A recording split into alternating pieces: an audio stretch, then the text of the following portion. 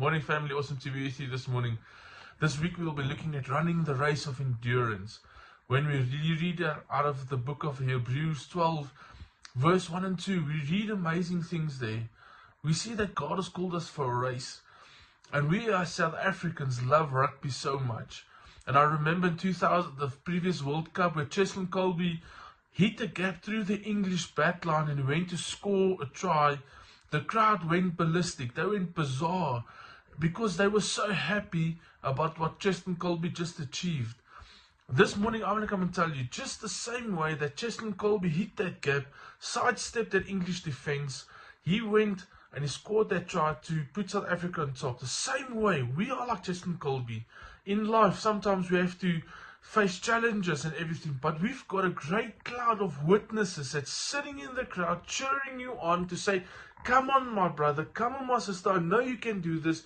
I know life is tough. I know that challenges are coming there. When we look at Cheslin Kolbe, only weighs 72 kgs, and now he's facing guys that's double his weight.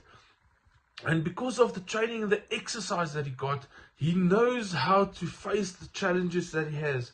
So the same way, we need to take the word of God. We need to start equipping us for this race that we're running to help us through the race. It's the same way that we're running the Comrades, friends.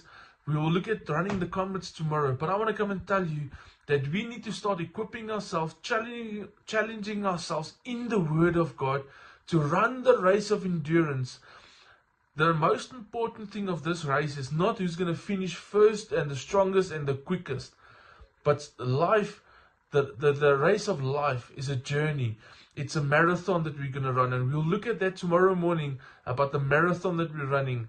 So I want to come and tell you that to put on your tackies for this week and enjoy the week with us while we're running this race with endurance. May you have an amazing week until tomorrow morning. Goodbye.